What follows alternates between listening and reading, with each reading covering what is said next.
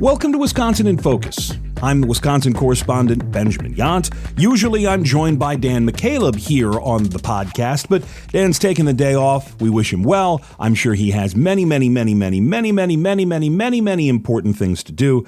I'm just kidding. He's probably just taken one day of vacation. We'll catch back up with Dan next week. One of the things that is interesting about covering state capitol news is you never know what you're going to get. Now, we here in Wisconsin are lucky enough that it is a pivotal state. It's a battleground state. We've written a lot about elections. We've written a lot about tax increases, tax cuts. We write an awful lot about schools and school choice at the center square in Wisconsin. In fact, I think we write more about elections and school choice than pretty much anyone else in the state. But it's not always the big headline-grabbing stories that people are interested in. It is amazing and still continues to thrill me that some of the smaller stories get the biggest reaction. We had one of those this week with a right to garden. Two state lawmakers from northeast Wisconsin, about the Green Bay area, R-DePere and Two Rivers, if you're trying to do the local geography on your map at home, introduced a plan that essentially gives Wisconsinites the right to garden. State Representative Shae Sortwell is from Two Rivers, and State Senator Jacque, both of them Republicans from R-DePere, introduced this plan because they say that there are some communities in the state that are trying to get people to apply for a permit before they plant a patch of tomatoes or strawberries or even an herb or flower garden. Sortwell and Jacque appeared before a Senate committee earlier this week to make the case that it's part of the constitutional guarantee of life, liberty, and the pursuit of happiness to be able to grow your own food. Sortwell said the issue is not so much that every municipality, every city, every township, every county is coming out with rules, but he said there are enough that are, particularly his hometown of Two Rivers, that something needs to be put down in law. That's what we're trying to do is change the narrative as it relates to all this, because back at 50, 60, 70 years ago, this was pretty commonplace, as I mentioned before in my testimony. The United States government, in fact, encouraged people during World War II to grow gardens because they need to try to reserve the food supply for the troops.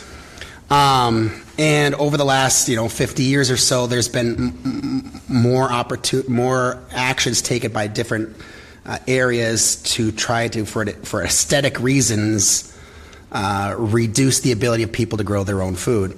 And I get it, but in my humble opinion, and I hope the opinion of this committee, your right to produce your own food should trump that preference of aesthetics. And I have no particular issue with, I don't think it's aesthetically displeasing to see a tomato cage, but nevertheless, that's been the trend with some municipalities is they want a certain look. And so because of that, they've gone down that road. And I think that we need to get our priorities right. And I'm glad to see Two Rivers is getting their priorities right.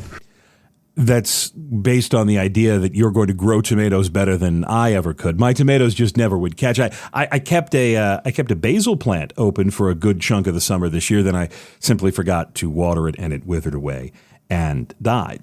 The interesting opposition here came from Democrats on that Senate committee because usually when you have matters of local control, it is Republicans, it is conservatives who are arguing that big state government doesn't need to come in and put its foot down. Here, in this case, you had Democrats saying, well, hold on, city councils are the ones who make the decisions about what happens inside cities, county boards, township boards, and the like. Sortwell and Jacque said the idea here are reasonable regulations, that there is nothing in this right to garden law that says a city or a township or a county can't implement water restrictions or tell people they can't use too much fertilizer.